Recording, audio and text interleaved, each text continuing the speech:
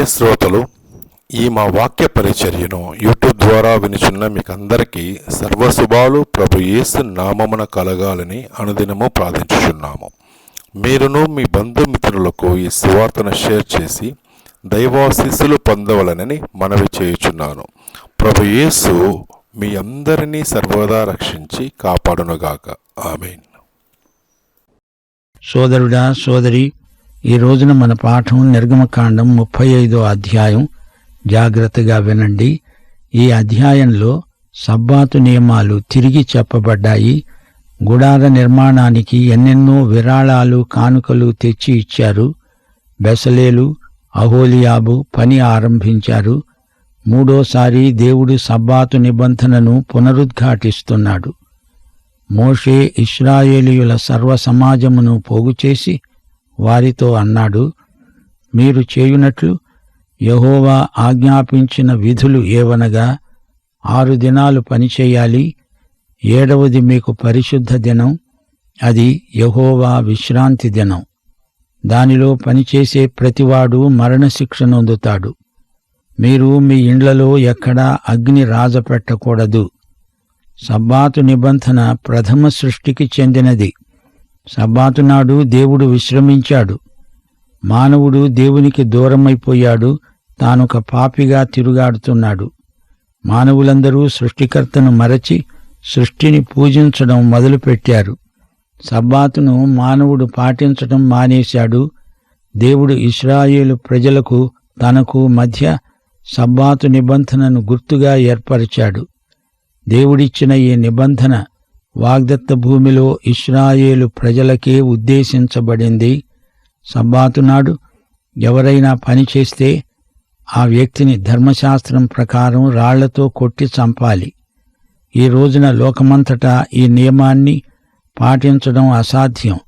సబ్బాతు నాడు పొయ్యి రాజపెట్టకూడదు. ఇది కఠినమైన శాసనం. ఇవి ఇశ్రాయేలు ప్రజలకు కనాను భూమిలో దేవుడిచ్చిన నిబంధనలు. మోషే ఇశ్రాయేలీయులైన సర్వసమాజముతో అన్నాడు, యెహోవా ఆజ్ఞాపించినది ఏమనగా, మీరు మీలో నుండి యెహోవాకు అర్పణము పోగు చేయండి. బుద్ధి పుట్టిన ప్రతివాడు యెహోవా సేవ నిమిత్తము బంగారు, వెండి, ఇత్తడి, నీలధూమ్ర రక్తవర్ణము, సన్ననార, మేక వెంట్రుకలు, ఎర్ర రంగు వేసిన పొట్టేళ్ల తోళ్లు, సముద్ర వత్సల తోళ్లు, తుమ్మకర్ర, ప్రదీపానికి తైలం, అభిషేక తైలానికి, పరిమళ ద్రవ్య ధూపానికి, సుగంధ సంభారాలు, ఎఫోదుకు పతకానికి లేత పచ్చలు చెక్కే రత్నాలు తీసుకొని రావాలి. వివేక హృదయులందరూ వచ్చి యెహోవా ఆజ్ఞాపించినవన్నీ చెయ్యాలి. అవేవనగా మందిరము, దాని గుడారము, దాని పైకప్పు, దాని కొలుకులు, దాని పలకలు, దాని అడ్డకర్ర, స్తంభాలు, దిమ్మలు, మందసం, మోతకర్రలు, కరుణాపీఠమును కప్పే తెర, బల్ల, దాని మోతకర్రలు, ఉపకరణములన్నీ, సన్నిధి రొట్టెలు, వెలుగు కోసము దీపవృక్షం, దాని ఉపకరణాలు, ప్రదీపాలు, దీపానికి తైలం, ధూపవేదిక, దాని మోతకర్రలు, అభిషేక తైలం, పరిమళ ద్రవ్య సంభారం, మందిర ద్వారం, ద్వారానికి తెర, దహన బలిపీఠం, దానికి కలిగిన ఇత్తడి జవ, దాని మోతకర్రలు, దాని ఉపకరణములన్నీ, గంగాళము, దాని పీట, ఆవరణపు తెరలు, దాని స్తంభాలు, వాటి దిమ్మెలు, ఆవరణ ద్వారానికి తెర, మందిరానికి మేకులు, ఆవరణానికి మేకులు, వాటికి తాళ్ళు, పరిశుద్ధ స్థలంలో సేవ చేయడానికి సేవా వస్త్రములు, అనగా యాజకుడైన అహరోనుకు ప్రతిష్ఠిత వస్త్రములు, యాజకులగునట్లు అతని కుమారులకు వస్త్రాలు, వీటినన్నిటినీ మీరు చెయ్యాలి. గుడార నిర్మాణానికి సర్వసమాజము స్వచ్ఛందమైన కానుకలు తేవాలి. బలవంతమేమీ లేదు. ఇచ్చి తీరాలి అనే నియమమేమీ లేదు. ఇవి దశమ భాగాలు కాదు. ఇవి స్వచ్ఛందమైన అర్పణలు. బంగారము, వెండి, ఇత్తడి కాక ఇంకా ఎన్నెన్నో వారు తెచ్చారు. అనేక రకాల వస్తువులు సేకరించి తెచ్చారు. నూనె తెచ్చారు, ధూపద్రవ్యం కూడా తెచ్చారు. ఎఫోదు అంగీలో పెట్టవలసిన రత్నాలు సైతం తెచ్చారు. మందిర నిర్మాణం కోసం త్యాగపూర్వకమైన కానుకలు ఎన్నెన్నో తెచ్చారు. డబ్బు కంటే వస్తువులు ఎక్కువ తెచ్చి ఇచ్చారు. ఆ రోజుల్లో డబ్బు మారకం కంటే వస్తువుల మారకం ఎక్కువ ప్రచారంలో ఉండేది. దేవుని సేవ కోసమై కేవలం డబ్బే కాదు, వస్తు రూపంలో కానుకలిచ్చారు. అభిషేక తైలానికి, పరిమళ ధూపానికి తైలాన్ని తెచ్చారు. మోషే చెయ్యవలెనని యెహోవా ఆజ్ఞాపించిన పనులన్నిటి కోసం ఇశ్రాయేలీయులలో పురుషులేమి స్త్రీలేమి తేవటానికి ఎవరి హృదయాలు వారిని ప్రేరేపించాయో వారందరూ మనఃపూర్వకంగా యెహోవాకు అర్పణలు తెచ్చారు. సోదరీ సోదరులారా, గమనించండి, ప్రజల దాతృత్వం ఆదర్శప్రాయమైనది. మోషే సర్వసమాజానికి హెచ్చరిక చేశాడు. గుడార నిర్మాణానికి ఏమేమి కావాలో తెలియచేశాడు. ప్రజలకున్న వస్తువులు, వారి శక్తి సామర్థ్యాలు ఇవన్నీ దేవునికి ఇయ్యటానికి వారు సిద్ధంగా ఉన్నారు. దేవుని మహిమార్థమై తమ తనువు, మనసు, ధనము పెట్టుబడి పెడుతున్నారు. జ్ఞానమున్నవారు, వివేకమున్నవారు, నేర్పుగలవారు అందరూ సహకరించారు. గుడార నిర్మాణానికి ఏది కావాలంటే అది తెచ్చి ఇచ్చారు. సోదరుడా, సోదరి, నీ సంఘానికి, నీ సమాజానికి నీవు చేయగల సహాయం ఎంతో ఉంది. దాతృత్వపు కృపలో దేవుడు మిమ్మలను హెచ్చించును కాక, అలాగే విశ్వాసులమైన మనం చేసే పని కూడా నాణ్యమైన పని అని మన యజమాని అయిన దేవుడు ప్రశంసించాలి. దేవుడు మీకిచ్చిన తలాంతును ఆయన కోసమే వాడితే ఆ తలాంతు రాణిస్తుంది. ఈ సందర్భంలో దాతృత్వాన్ని గురించి కొన్ని మాటలు చెప్పగోరుతాము. ఈ రోజున విలాస వస్తువులు కూడా నిత్యావసర వస్తువులు అనేటంతగా వస్తువాహనాల పట్ల మనుష్యులు వాంఛను పెంచుకుంటున్నారు. స్వార్థం రాను రాను మనుష్యుల్లో పెరిగిపోతోంది. ఏదెను తోటలో ఏమి జరిగిందో మీకు జ్ఞాపకం ఉన్నదనుకుంటాము. ఆదాము హవ్వలకు దేవుడు అనేక వస్తువులనిచ్చి వాడుకోమన్నాడు. అయితే దేవుడు వారి హృదయాలలో ఉన్నాడు. ఆ తరువాత పాపం వచ్చాక దేవుడు వారి హృదయాల నుండి నిష్క్రమించాడు. వస్తు సముదాయం వారి హృదయాలను ఆక్రమించింది. దేవుడిచ్చిన ఆశీర్వాదాలు దేవుని స్థానాన్ని ఆక్రమించాయి. వస్తువుల మీది ఆశ మానవుని హృదయంలో పుట్టి పెరిగి వృద్ధి అవుతున్నది. దురాశ గర్భము ధరించి పాపాన్ని కంటే పాపం పరిపక్వమై మరణాన్ని కంటుంది. ఆకాను వేదాంతమేమిటి? డబ్బు, వస్తువాహనాలు అతని ధ్యేయం. బిలాము వేదాంతం ఎలాంటిది? డబ్బు కోసం ఎంతకైనా దిగజారుతాడు. దెలీలా వేదాంతం కూడా ఇదే. డబ్బు కోసం సంసోనును ఫిలిష్తీయులకు పట్టి ఇచ్చింది. సొలొమోను ధనాన్ని ఎంతో సేకరించి భ్రష్టుడైపోయాడు. గెహాజీ నయమానుతో, ఎలీషాతో ఎందుకు అబద్ధం చెప్పాడు? డబ్బు కోసం. అననీయా, సప్పీరాలు ఒకేసారి ఎందుకు చచ్చారు? ధనాశ. ఇస్కరియోతు యూదా యేసును 30 రూకలకు తెగనమ్మాడు. అధికారం కోసం, వస్తు వాహనాల కోసం, స్వయం తృప్తి కోసం ఎందరో దేవునికి దూరమైపోతున్నారు. సోదరీ సోదరులారా, మన ఆధ్యాత్మిక సౌశీల్యం మెరుగుపడాలంటే వస్తువాహనాల మీది ఆశలు మానాలి. ఈ అధ్యాయంలో మరో సత్యం మనల్ని ఎదుర్కొంటోంది. దేవుని ప్రజల దాతృత్వం ఎంతో గొప్పది. ప్రజలు ఎట్టి బలవంతం లేకుండా ఎన్నెన్నో వస్తువులను తెచ్చి ఇస్తున్నారు. వారికి తమ వనరులను ఏ విధంగా పెట్టుబడి పెట్టాలో తెలుసు. ఫిలిప్పీలో పుతోను దయ్యం పట్టిన పిల్ల తమ యజమానులకు ఎంతో లాభం చేకూర్చింది. ఆమె సోదె చెప్పేది. పౌలు ఆమెలోని దయ్యాన్ని వెళ్లగొట్టాడు. తమ రాబడి పోయిందని సోదె వ్యాపారి రెచ్చిపోయాడు. పౌలును శీలను బంధించి చెరసాలలో పడేశారు. లాభం కోసం ఆత్మను పోగొట్టుకునేవారు దేవుని రాజ్యానికి అర్హులు కారు. సోదరీ సోదరులారా, దేవుని సాక్ష్యపు గుడారంలో ఉన్న 9 విధాలైన వస్తువులను మీకు జ్ఞాపకం చేయగోరుతాము. 1. నిబంధన మందసం. ఇది దీర్ఘచతురస్రాకారంలో ఉంటుంది. ఇది బంగారంతో చేయబడింది. ఇందులో దశాజ్ఞల పలకలుంటాయి. ఇది ఇశ్రాయేలు ప్రజలతో దేవుడు చేసుకున్న నిబంధనను సూచిస్తుంది. నిబంధన మందసం అతి పరిశుద్ధ స్థలంలో ఉంటుంది. 2. కరుణాపీఠం. కృపాసనము తెర. కరుణాపీఠము నిబంధన మందసానికి మూత. దేవుడు తన ప్రజల మధ్య ఉన్నాడు అనడానికి సూచన. పరిశుద్ధ స్థలానికి, అతి పరిశుద్ధ స్థలానికి మధ్యన తెర.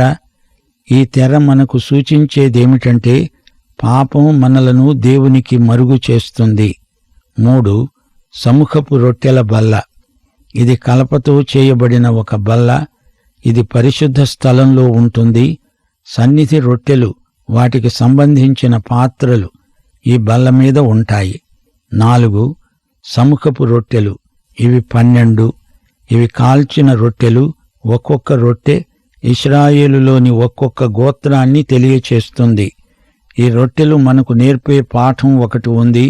దేవుడు తన ప్రజలను ఆధ్యాత్మికంగా భోజనం పెట్టి పోషిస్తాడు. 5.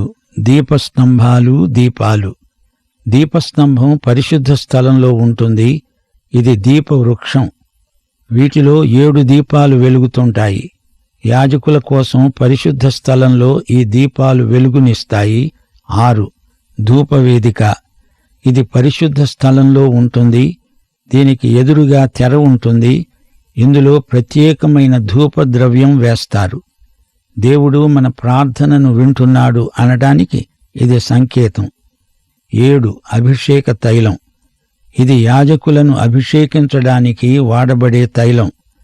ఈ తైలంతో గుడారములోని ప్రతి వస్తువును అభిషేకించటం జరుగుతుంది. దేవుని కోసమై ప్రత్యేకించబడిన సంకేతానికి ఈ తైలం ఉపకరిస్తుంది. 8. దహన బలిపీఠం. గుడారానికి వెలుపల బలులు అర్పించడానికి ఈ బలిపీఠం వాడబడుతుంది. దేవునితో మానవునికి గల సంబంధాన్ని బలి అర్పణ ద్వారా ఒక పాపి ఎలా పునరుద్ధరించుకుంటాడో ఈ బలిపీఠం చూపుతుంది. 9. ఇత్తడి గంగాళం. ఇది గుడారానికి బయట ఉంటుంది.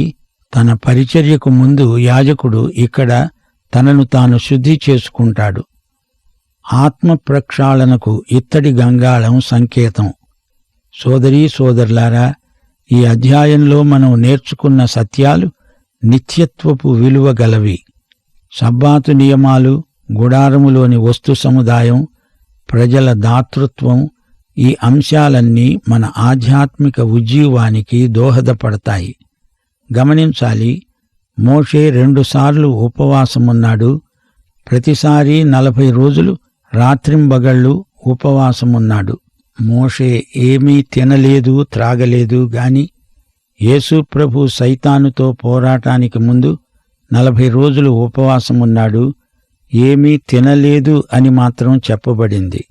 అంటే నీళ్లు త్రాగి ఉండవచ్చు. మోషే ద్వారా స్థాపించబడిన అనేక నియమాలు ఇక్కడ చెప్పబడ్డాయి. దేవుని ప్రజలకు ధర్మశాస్త్రోక్త విధి విధానాలు ప్రాథమిక పాఠశాల వంటివి. దేవుడు తన ప్రజలను బాలశిక్షకుడైన ధర్మశాస్త్రం క్రింద కొంతకాలం ఉంచాడు. అయితే వారంతా రాబోయే నిజస్వరూపం కోసం క్రీస్తు వైపునకు ఎదురు చూచారు.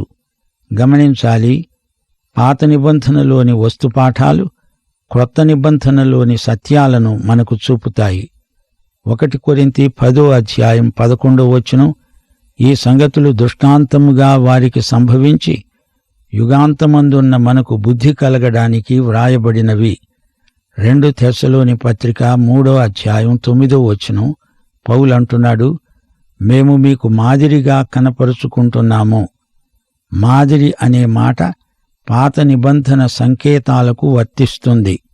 కొత్త నిబంధన సత్యాలకు పాత నిబంధన సంకేతాలు మాదిరి. యేసు ప్రభువు ఎన్నో ఉపమానాలు బోధించాడు. అలాగే బైబిలులో ఎన్నో ప్రవచనాలున్నాయి. ఇవన్నీ జాగ్రత్తగా సరిపోల్చి చూసుకోవాలి.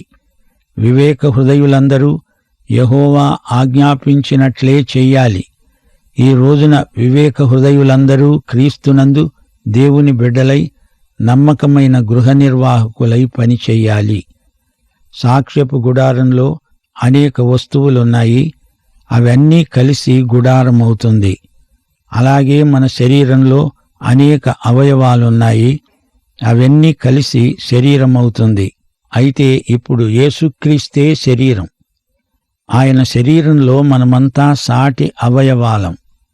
క్రీస్తు శరీరమందు మనం ఒకరికొకరం సాటి అవయవములమై ఉన్నాము. హృదయం ప్రేరేపించినప్పుడు వారి మనస్సు ప్రేరేపించినట్లు ప్రజలు అర్పణలు తెచ్చారు. ఆత్మ ప్రేరణ బలవంతం కాదు. ఈ రెండిటి వ్యత్యాసం గమనించాలి. పౌలన్నాడు, క్రీస్తు ప్రేమ మనలను బలవంతం చేస్తున్నది.